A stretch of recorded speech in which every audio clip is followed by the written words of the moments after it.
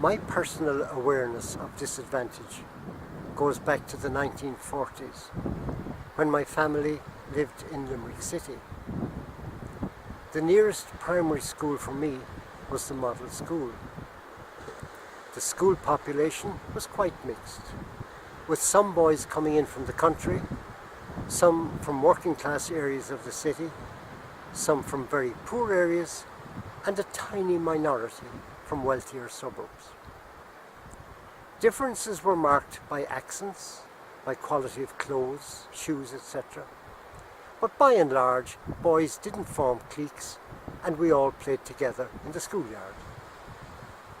However, away from school, it was clear that Limerick was a class-ridden city. With the exception of the Christian Brothers and a few other organisations, the institutional church associated itself completely with the wealthy, professional and commercial classes. The poor will always be with us was a pious reminder regularly delivered from the altar. For most of my life, it was Ireland's proud boast that 95% of the population was Catholic. Fee-paying Catholic schools like Laurel Hill Convent, the Jesuit College and Glenstall Abbey educated the children of the rich, ensuring the continuity of the Old Boys Club, posh accents, suitable social opportunities for finding marriage partners, and of course, business connections passing from generation to generation. From the foundation of the state, right up to the 1980s when it began to wane, the church exercised extraordinary power over every conceivable aspect of Irish life. If the exercise of that power had resulted in a more even, equal and just society, perhaps that may have been a partially justifiable factor. But unfortunately, the opposite was the case. Class distinction was fostered and perpetuated in every area of life controlled by church authorities. Starting with the church itself, diocesan clergy came from middle and upper income classes who could afford a secondary education for their children. This often entailed sending them to boarding schools. Boys and girls from lower income groups, on the other hand, were often educated free by the church to provide clergy for missions all over the world. In every diocese, primary and secondary education, private hospitals, industrial schools, the Magdalen laundries, as well as the most intimate aspects of people's social and personal lives, were controlled and regulated by the Catholic hierarchy, with very few exceptions. Overriding all of this were the hierarchy's blatant and often successful attempts to influence and dictate government policy on health, education and other fundamental issues at the highest ministerial levels. Their collective sense of self-importance in the control of Irish society knew no bounds. Whereas the scenario I have just described may be viewed now as a legacy issue following the near collapse of traditional Catholicism in recent times, nonetheless, the fact must be faced that if a genuine philosophy of Christianity and caring for the underprivileged had underpinned the lengthy reign of church power, then we would not have to deal with a level of poverty and disadvantage in Ireland which ranks with some of the worst in the developed world. There are huge areas in our towns and cities, largely defined by local authority housing, where generational disadvantage is so endemic that the inhabitants might as well be living on a different planet for what little they experience of a decent quality of life. One of my prime motivations in establishing the Irish Citizens Party is to initiate radical steps to change this picture forevermore. The process will extend to empowering people in these situations to get actively involved in local and national politics. I am primarily motivated to make this commitment because of the deep gulf that separates the haves from the have-nots in Irish society.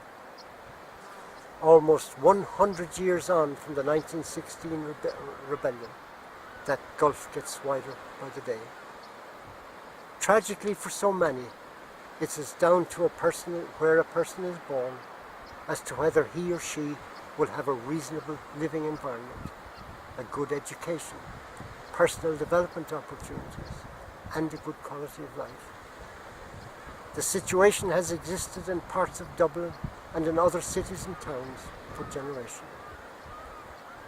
One inevitable outcome of these divisions is that our prison population is largely composed of men and women who were reared in areas of massive disadvantage and social exclusion. Another tragic outcome is that tens of thousands of Irish citizens are doomed to lifetimes of inequality, with little or no hope of breaking the cycle of poverty and disadvantage.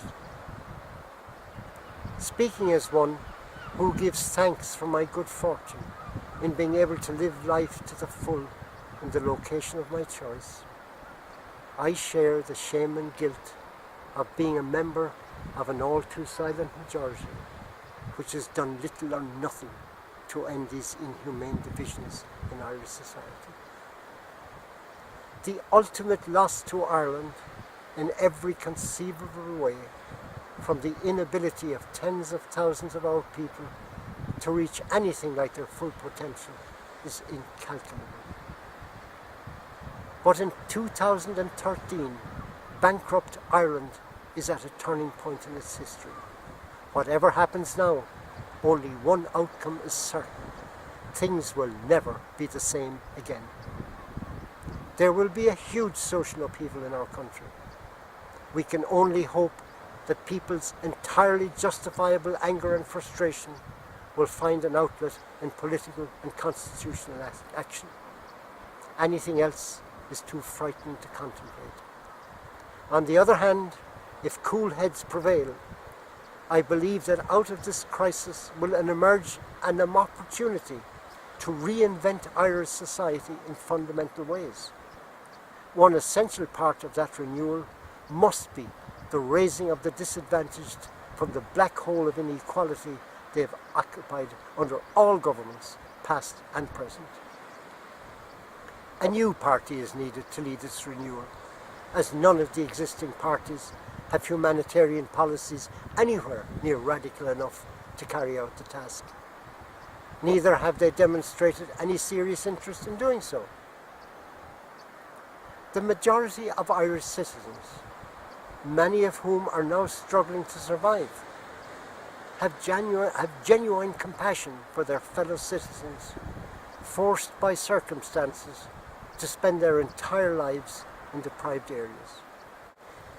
But the tragic reality is that Irish people are well used to living with apartheid in housing when it comes to inequality. We might as well have 20-foot walls between the haves and the have-nots for all we see of each other. Out of sight, out of mind is the salve we apply to our collective conscience.